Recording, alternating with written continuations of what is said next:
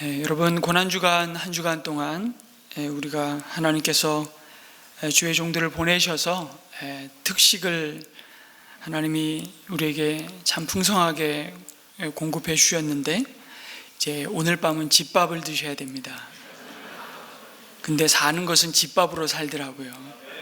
매일매일 주시는 일용할 하나님 나라 큐티 본문을 따라서 또 한 주간 우리가 묵상해 오셨을 텐데, 요한복음에서 증거하는 십자가의 의미를 오늘 밤에 예수님의 장례라는 제목으로 함께 나누고자 하는데, 여러분 혹시 팝 가수 가운데 에릭 클립튼이라는 혹시 가수를 아십니까? 저는 이분의 Tears in Heaven이라는 곡을 너무너무 좋아하는데요, 어느 분이 표현을 하기를 세상에서 가장 슬픈 곡이다 이렇게 붙였더라고요. 그것도 틀린 말이 아닌 것이, 에릭 클립튼이 이 곡을 작곡하게 된 계기가, 사연이 있습니다. 4살 난 아들이 49층 빌딩에서 추락사하면서 자신의 분신과도 같은 아들을 하나님의 품에 떠나보내고, 그 불의의 사고로 그 아들과의 추억을 영예롭게 하기 위해서 만든 노래가 바로 Tears in Heaven이라는 곡입니다. 사실은 애당초 이 노래는 발매하거나 대중들 앞에서 부르기 위해서 만든 곡이 아니었답니다. 에릭 클립튼은 우선 자신이 미치지 않으려고 곡을 썼고 노래를 만드는 일에 매달렸다는 것입니다. 그는 자신에게 계속 노래를 들려주면서 이 곡을 다듬고 또 다듬고, 그렇게 세월을 보내면서 마침내 노래는 완성되었고, 그렇게 만들어진 Tears in Heaven이라는 이 곡은 사실은 자신의 존재의 일부가 되었다고 말하는 것입니다. 그리고 영혼이 무너진 사람들이 부를 수 있는 노래가 되었죠. 그 가사를 제가 인터넷에 찾아보니까 내용이 이렇더라고요. 우리가 하늘나라에서 만난다면 내 이름을 기억해주고 있을까? 우리가 하늘나라에서 만난다면 나에 대해 예전과 같이 생각해 줄까? 나는 강해지고 버텨나가야 해. 이곳에 있을 수 없으니까. 이곳 하늘나라에, 우리가 하늘나라에서 만난다면 내 손을 잡아줄까? 우리가 하늘나라에서 만난다면 나에게 손을 내밀어 줄까? 난 매일 밤낮으로 살아가 보려고 해. 이곳에 있을 수 없으니까 이곳 하늘나라에. 그렇게 가사들이 이어지면서 마지막에 저 문을 지나면 분명 평온해지겠지. 하늘에서는 더 이상 눈물 흘릴 일이 없을 거야 라는 이런 가사의 내용을 담고 있습니다. 그러면서 에릭 클립튼이 자신에게 이렇게 고백하는 겁니다. 우리는 정말 다시 만나게 될까? 이 노래에 대해 심도 있게 말하기는 어렵지만, 노래는 그저 노래니까 아무튼 나는 이 노래를 작곡하면서 내 인생에서 가장 어려운 시기를 견뎌낼 수 있었다고 고백합니다. 그리고 고난주간을 지나며 저는 책을 읽다가 이 글을 읽는데 새삼 다시 궁금해졌습니다. 아들을 죽음에 내어준 하나님은 어떻게 그 시간을 견디셨을까? 이재호 목사님이 패션 오브 크라이스트, 멜 깁슨이 만든 그 영화의 한 장면을 마리아의 돌로로사, 그 십자를 지고 가시는 예수님의 그 길 가운데 함께 따라갔던 육신의 어머니 마리아의 모습을 한번 주목해 보라고 하셨는데요, 저는 이 영화를 생각할 때마다 늘 그 한 장면만은 너무너무 크게 제 가슴 깊이 담겨 있습니다.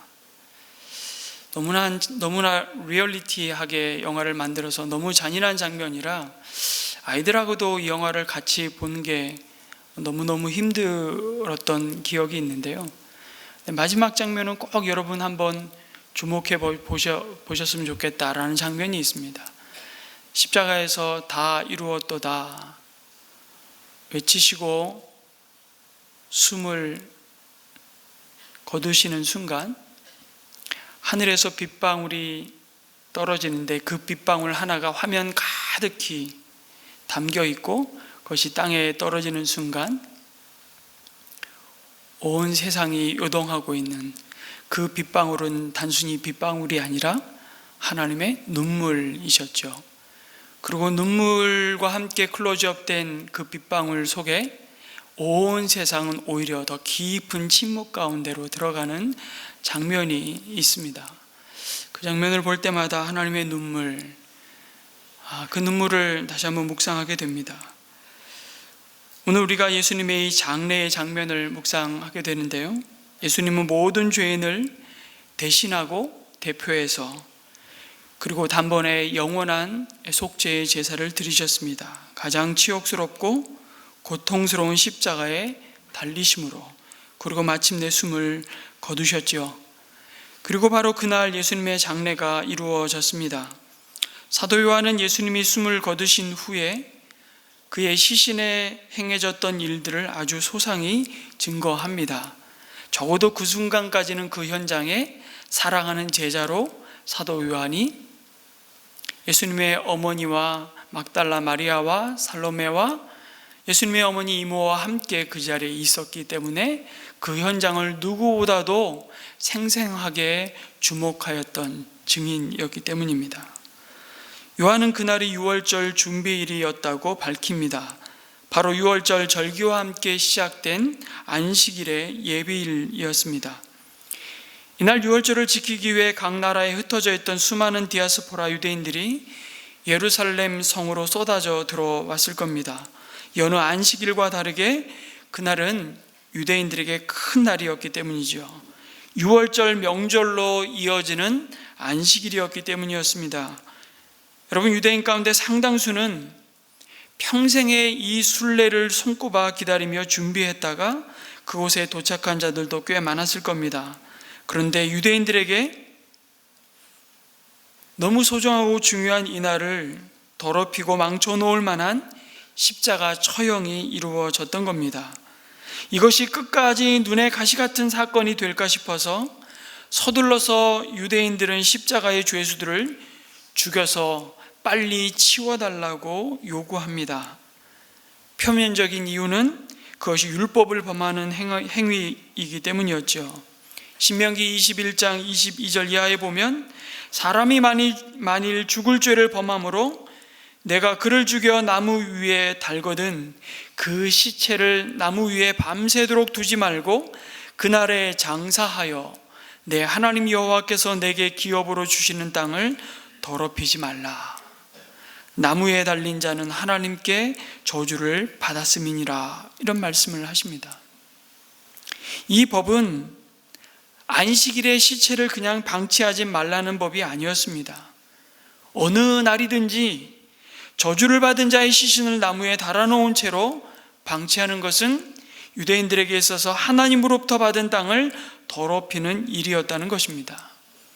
그러나 그들은 무엇이 참으로 그들의 땅을 참혹하게 하고 더럽히며 황폐케 하는지를 몰랐습니다.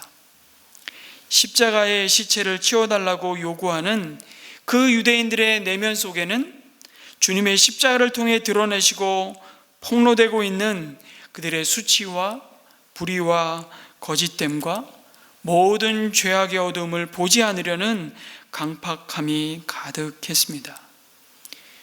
주님이 세상에 참 빛으로 오셨으나 그들 가운데 어둠이 가득했기에 그들은 빛을 외면했고 싫어했습니다. 십자가에 달린 예수의 시체를 치워달라는 요구는 오히려 그들의 어둠이 드러날까봐 끝까지 그 빛을 거부하는 죄인들의 실상을 드러내는 일이었습니다. 무엇이 그들의 땅을 더럽히고 그들의 삶을 무너뜨리는지를 전혀 알지 못하는 그 무지로 말미암아 그들이 영적인 죽음의 상태에 있음을 고발하고 있는 것입니다. 제사장들과 유대인들은 유월절 어린 양을 잡아서 온 가족과 함께 무교절 식사에 참여하기 위해서 이방인의 오염된 땅을 밟는 것조차 거부했습니다. 빌라도의 관정에 들어가지 않았던 자들이었습니다.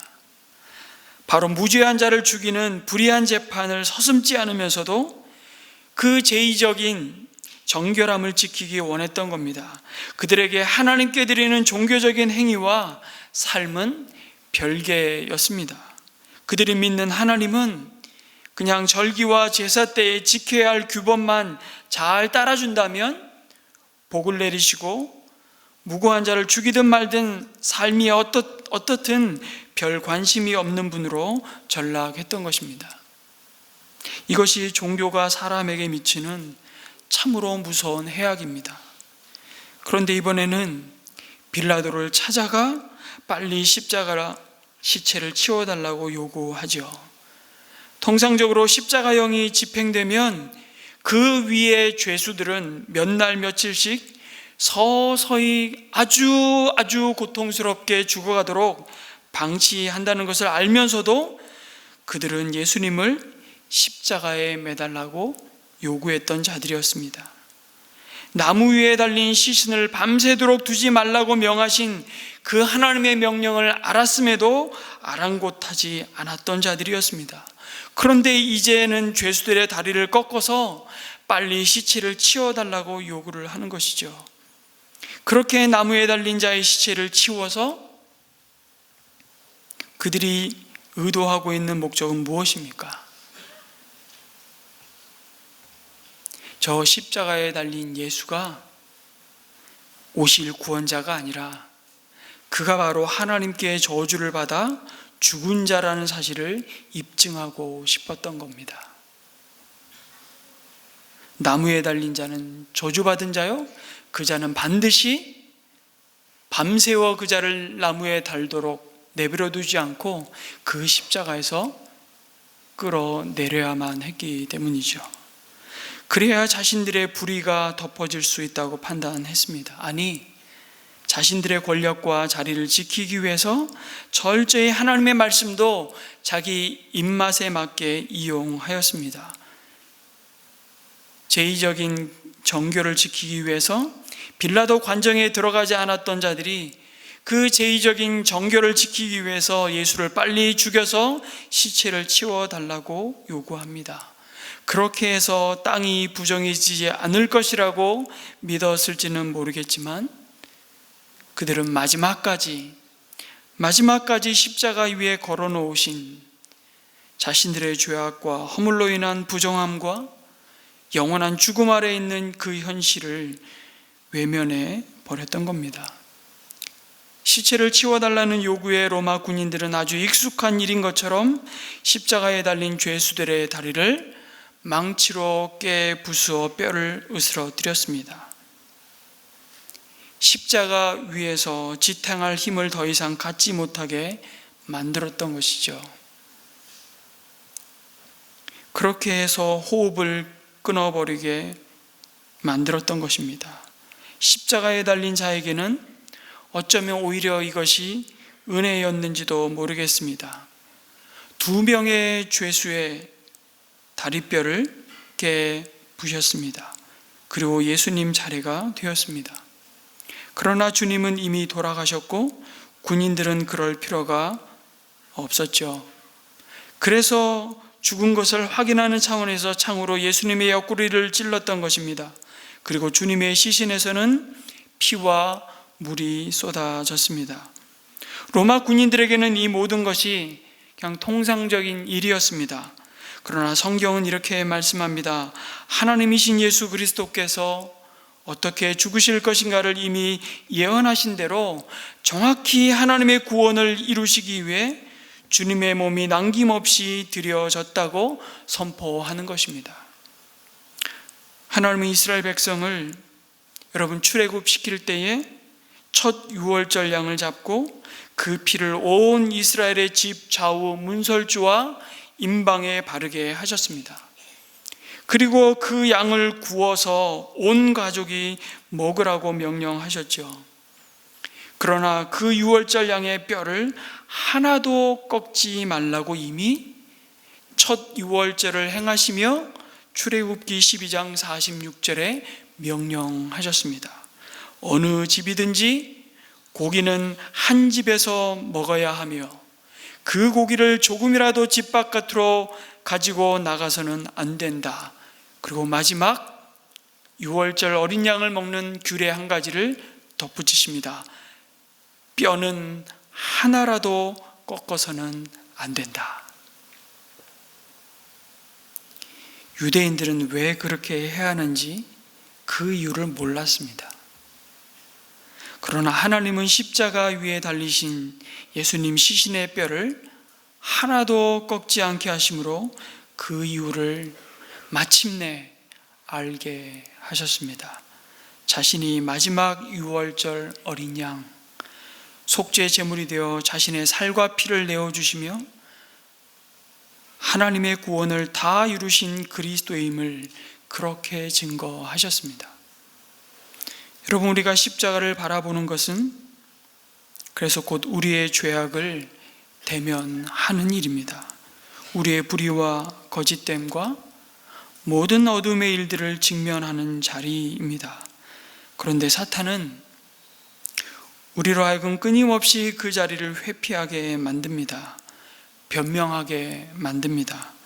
우리의 수치와 더러움을 치우라고 소리 지르게 합니다. 그건 내 모습이 아니라고 부인하게 만듭니다. 하나님의 낯을 피하여 숨게 만듭니다.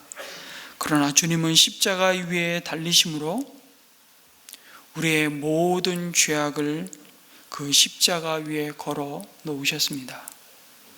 그 자리가 바로 내 자리였음을 바라보라고 하십니다.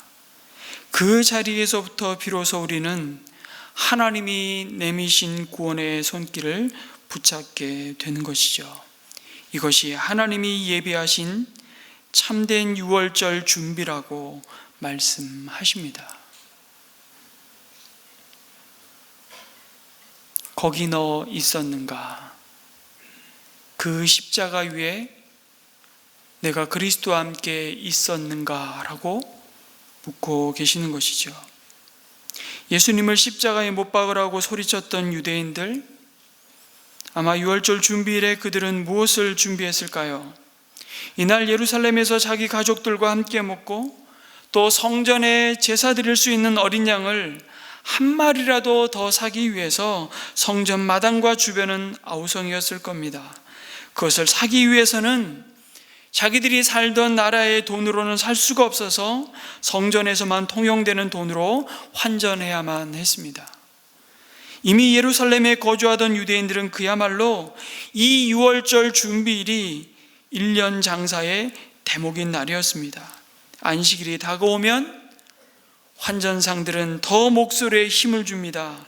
울며 겨자 먹기식으로 몇 곱절의 돈을 더 주어야만 가족들이 이 먼 길을 달려온 보람을 갖게 될 것이었습니다. 그들은 자신들의 만족과 행복을 위해 엄청난 희생과 대가를 지불하고 6월절 잔치상을 준비했습니다. 그러나 정작 그 6월절의 어린 양, 그들의 죽음을 넘어가게 만들었던 6월절 어린 양의 피가 무엇을 의미하는지, 그 피가 누구의 피였는지 알 수가 없었습니다. 아니, 알려고 하지 않았습니다. 정작 그들은 6월절 어린 양으로 오셔서 그들의 모든 죄를 속량하시고 구원하신 예수 그리스도를 마음에 모셔드릴 준비는 하지 못했던 것이죠.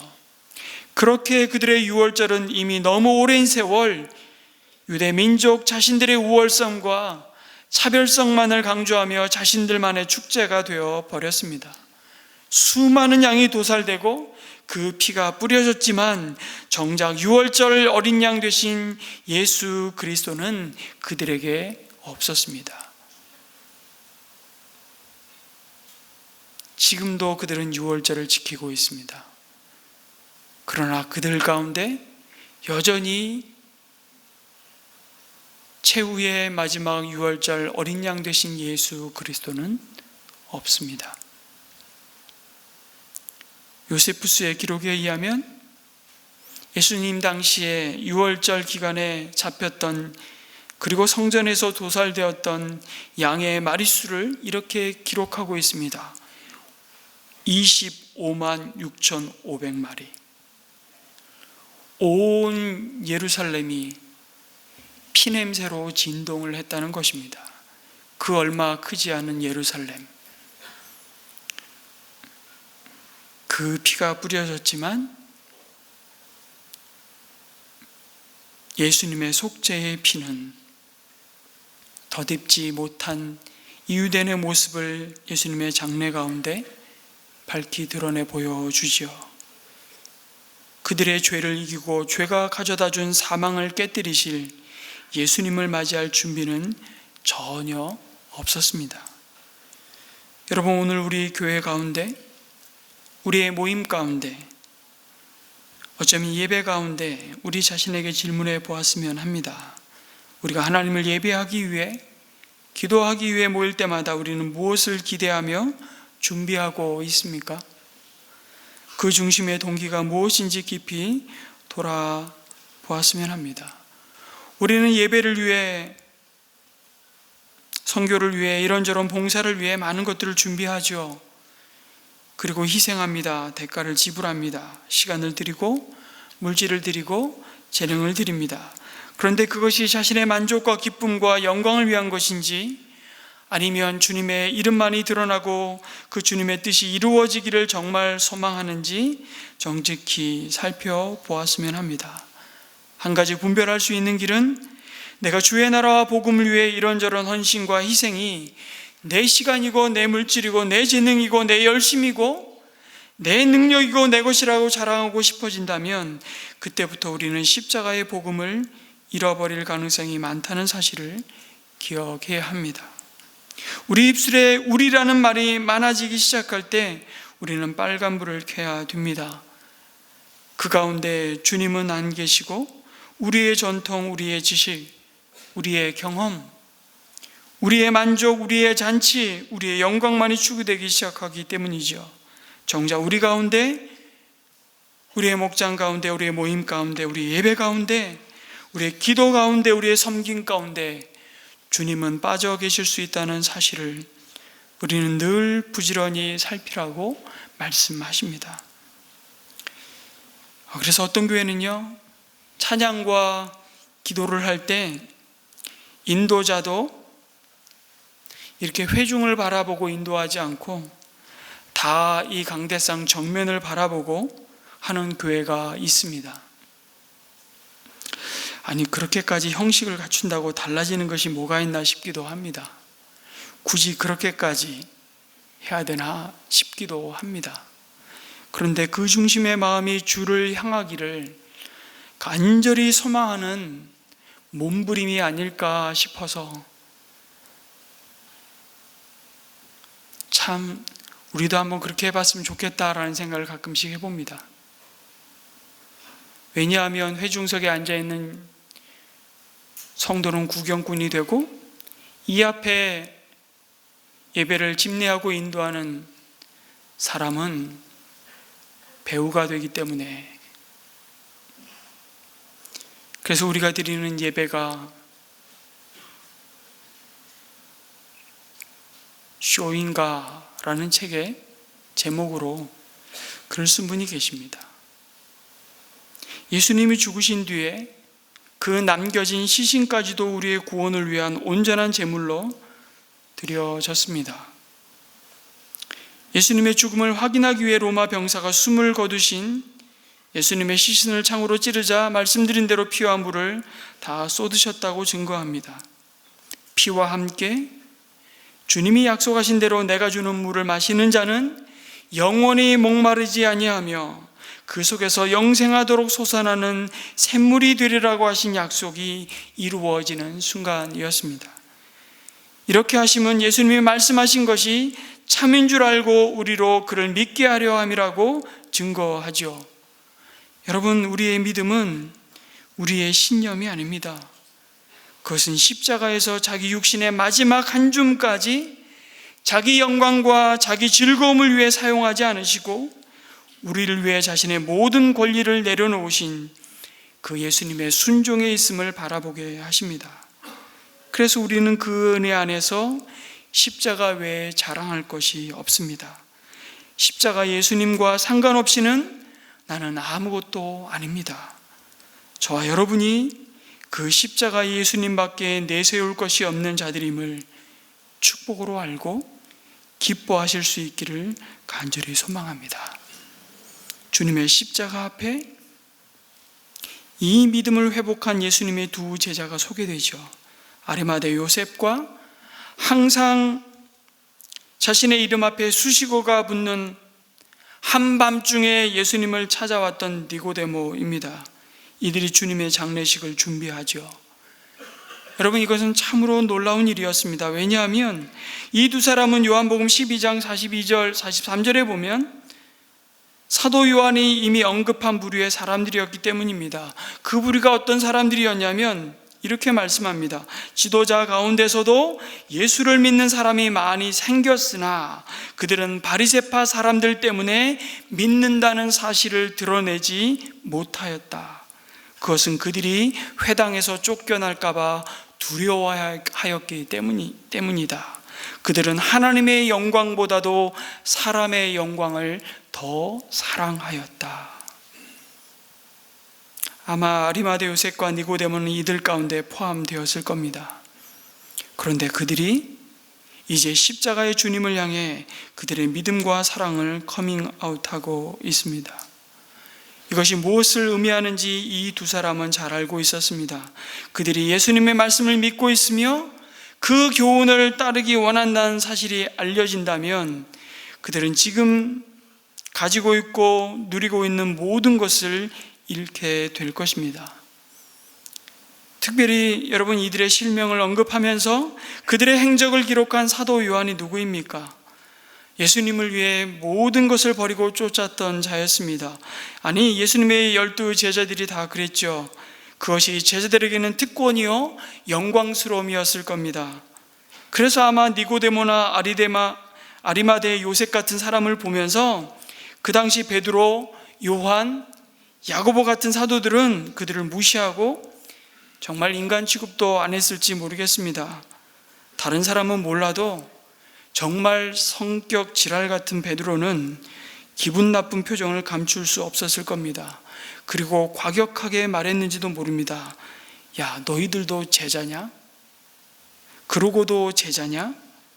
우리는 다 버리고 주님을 따랐는데, 집도 버리고 직업도 가족도 버리고 주님을 따르는데 너희들은 왜 어중간하게 그렇게 주님을 따르냐고. 너희들이 주님을 위하여 희생한 것이 무엇이 있냐고.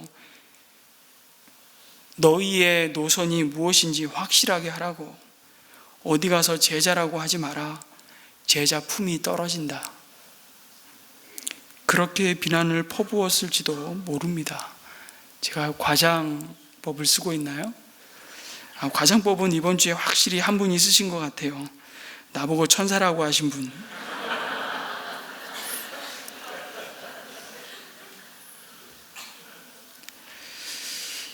열두 제자가 볼 때 이 아리마대 요셉과 니고데모는요 정말 찌질한 그런 제자였을 겁니다. 아마 성격이 불같았던, 그래서 우레의 아들이란 별명을 가졌던 요한과 야고보 같은 경우도 아리마대 요셉을 보며 한심하게 쳐다봤을지 모릅니다. 저것도 제자라고 그런 시선으로 바라보았겠죠. 그러나 여러분, 교회 안에도 이런 아리마대 요셉과 같은 제자들이 의외로 많습니다. 예수님을 사랑하고 예수님을 믿고 따르지만 아직은 사람들의 눈이 두려워 믿음을 숨기는 자들이 있습니다. 반면에 교회는 또 앞에서 열심히 섬기는 자들도 있죠. 그분들의 섬김과 봉사로 인해 교회가 더 은혜와 진리 위에 든든히 세워져 가는 것이 참 감사함입니다. 문제는 열심을 내는 자들이 이런 아리마대 요셉같이 숨어있는 제자들을 너무 쉽게 비난할 수 있다는 것입니다. 열심을 내는 자들의 눈에는 이들이 아무것도 안 하는 자들처럼 비춰질 수 있기 때문이죠. 나는 시간도 내고 물질도 드리고 하는데 도대체 저들은 왜 저렇게 움직이지 않을까? 신앙이 있기는 한 것인가? 주님을 사랑하지 않는 것 같아. 뜨거운 첫사랑의 경험이 없을 거야 아마. 이런 나만의 비판을 일삼을 수 있는 것이죠. 봉사를 많이 하는 분들은 봉사하지 않는 자들을 보며 이런 마음이 들 수 있습니다. 기도를 많이 하는 사람들은 기도하지 않는 자들을 보면서 이런 마음이 들 수 있다는 것입니다. 그러나 여러분, 상대가 내가 생각하는 것보다 훨씬 더 주님을 사랑하는 마음이 깊고 넓을 수 있습니다.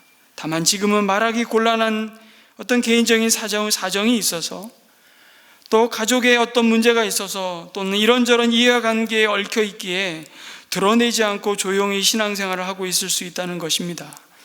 하지만 여전히 그들 또한 하나님을 사랑하는 깊은 마음을 가지고 있다는 사실을 우리는 주목해야 됩니다.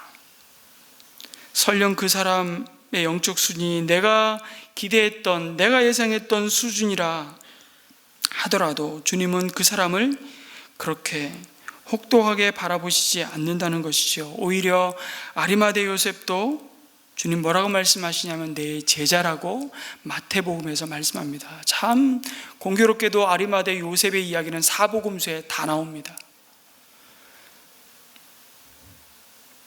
이 아리마대의 믿음을 하나님께서 얼마나 복되게 영광스럽게 들추어 내시는지 몰라요. 그리고 그 아리마대 요셉을 내 제자라고, 또 다른 복음서에서는 저는 선하고 의로운 자라고 굉장히 높이 평가해 주시는 겁니다. 마치 베드로의 실패의 자리에서 주님은 현재 실패한 베드로를 보지 않으시고 그 실패를 넘어 심지어 예수님을 바라보며 예수님은 나 모른다 저주하며 부인했던 그 실패의 베드로, 그 실패를 넘어 사도행전의 놀라운 역사와 초대교회의 놀라운 부흥을 주도해갈 그 베드로의 모습을 주님이 바라보셨던 것처럼 말이죠.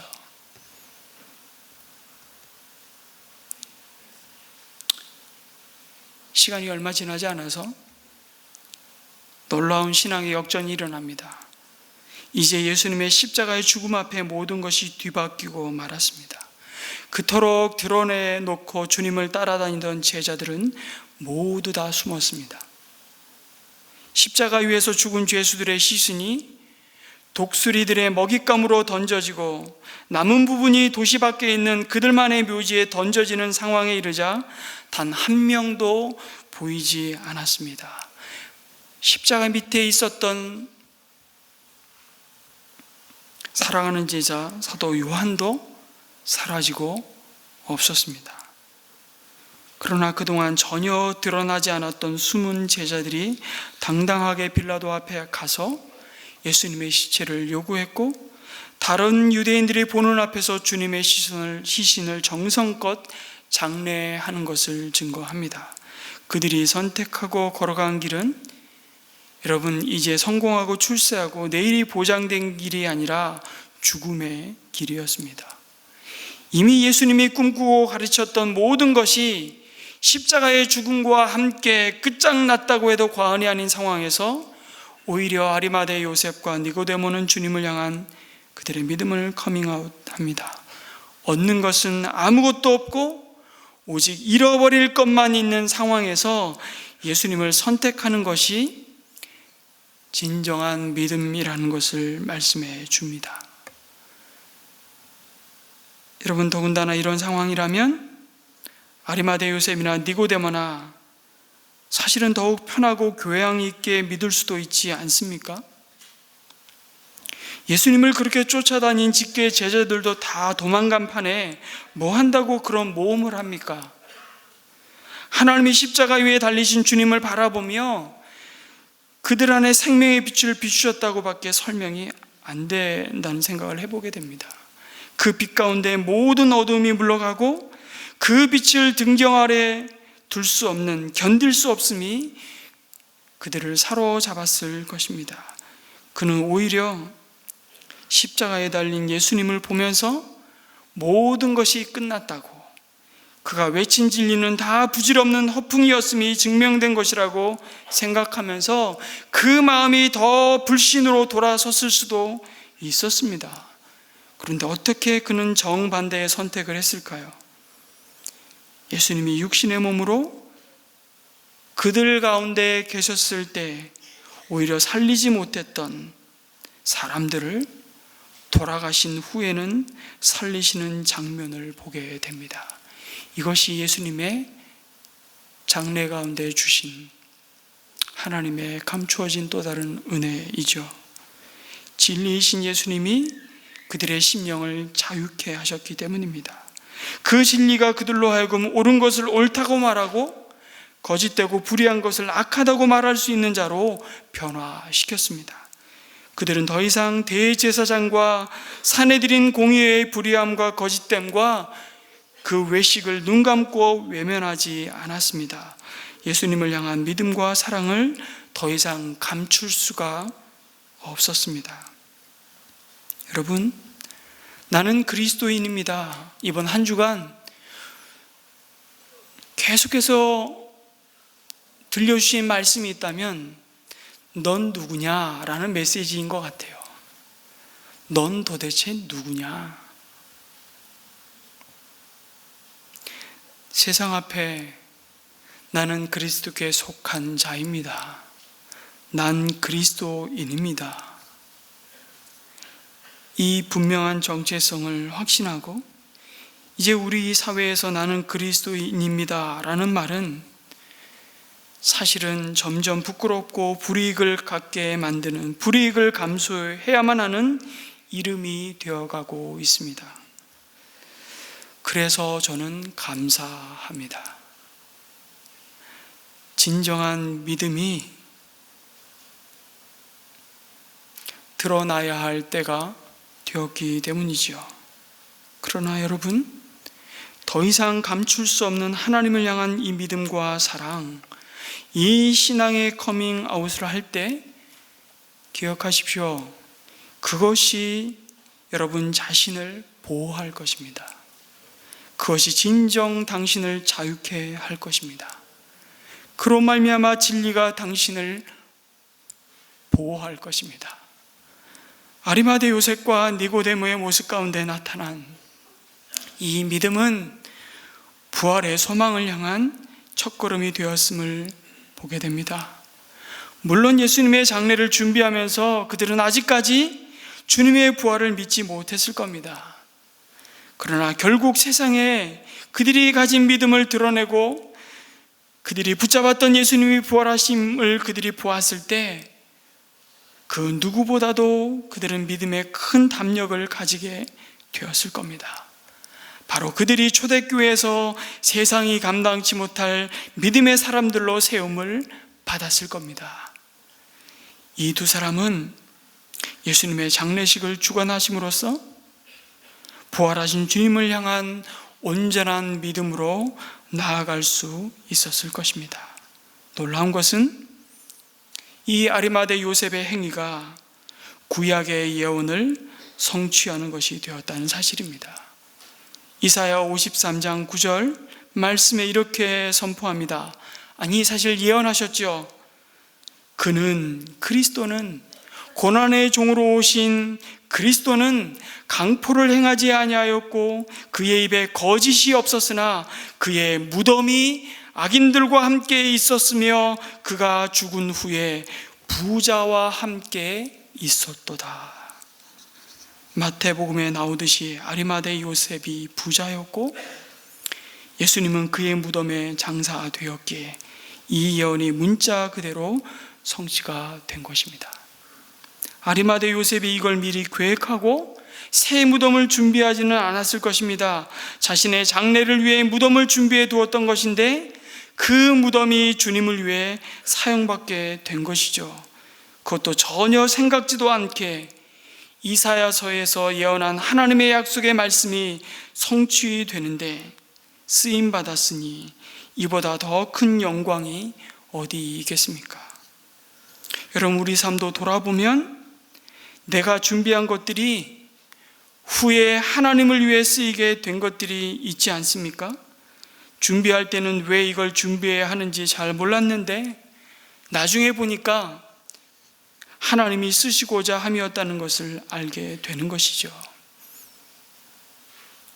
때로는 고통스러운 고난의 그 세월도 하나님은 하나님의 나라 복음을 위해서 낭비하지 않으시고 그것을 또 다른 누군가의 위로로 사용하시는 경험들을 우리는 하게 됩니다.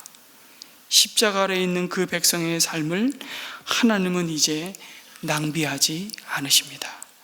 그래서 우리의 삶이 보니까 내가 하는 것 같지만 사실은 하나님이 다 하십니다.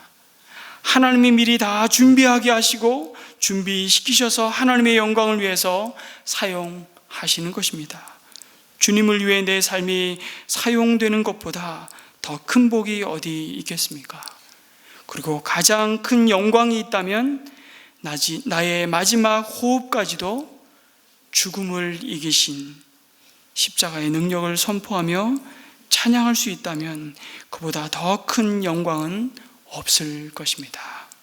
우리의 남은 생애가 그렇게 주님께 드려지기를 간절히 주님의 이름으로 축복합니다. 아멘.